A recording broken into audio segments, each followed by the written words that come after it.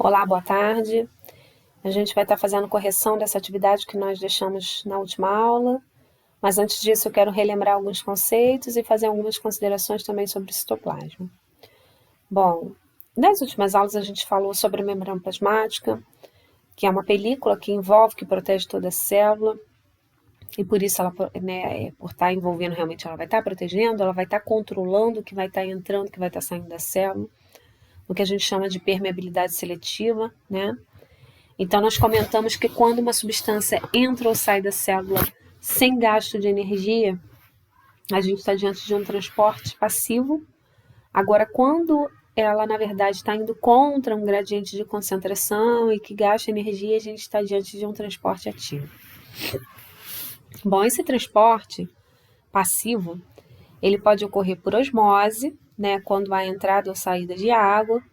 Ele pode acontecer por difusão simples, né, entrada ou saída de soluto, assim como difusão facilitada quando, na verdade, essa substância ela vai estar entrando na célula por meio de uma ajuda ali de um canal, né, de uma proteína, né, que funciona ali como um canal.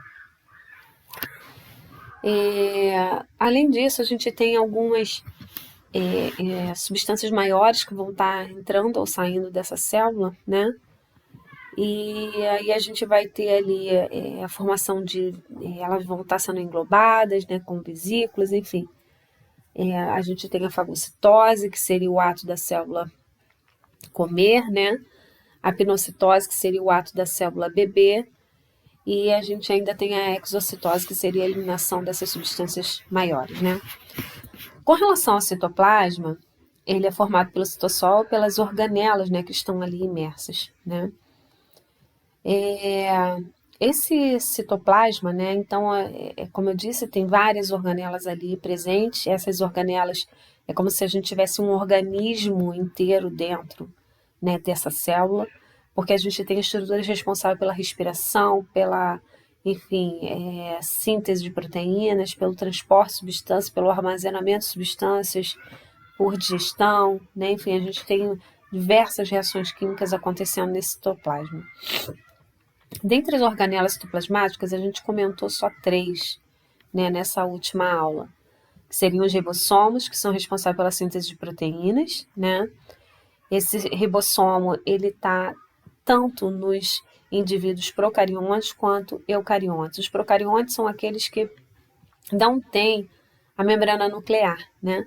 Então, automaticamente, por não ter a membrana nuclear, imagine que a gente está diante de uma fazenda, né? E a gente tem ali a cerca com os animais. Se eu tiro essa cerca, automaticamente os animais vão estar dispersos, né? Então, nos seres procariontes, como a gente não tem essa película envolvendo o núcleo ali, realmente, né, enfim, a gente não tem essa membrana nuclear, a gente automaticamente todo esse material genético ele vai estar disperso no citoplasma. Já os eucariontes, a gente tem essa película, né, chamada carioteca, e aí todo o material genético ele vai estar sendo concentrado ali no núcleo. O retículo endoplasmático é o maior sistema de membranas da célula e ele está responsável pela síntese de proteínas, pela desintoxicação de alguns compostos tóxicos, enfim. E ele pode ter aderido a ele ribossomos, no que a gente poderia estar chamando de retículo endoplasmático granular, né?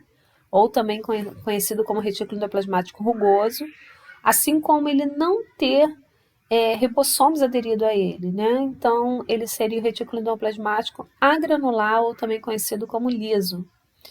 Então, nessa primeira... E o lisossoma, né? Já estava esquecendo. Uma organela, na verdade, que é responsável pela digestão intracelular, ou seja, dentro da célula. Esse lisossoma ele tem grande atividade enzimática, por isso ele realiza essa digestão intracelular, tá?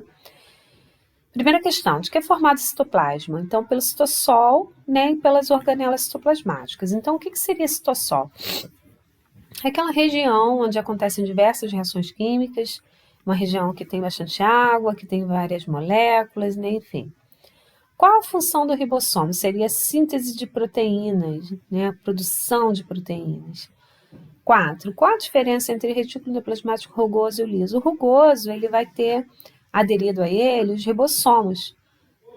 O liso já não tem esses ribossomos aderidos a ele, né? Na 5, qual a função do lisossomo seria a digestão intracelular? E a 6, como se chamaria o maior sistema de membranas da célula? A gente tem aqui o retículo endoplasmático como a opção correta. Qualquer dúvida é só me chamar. Um grande abraço, fique com Deus.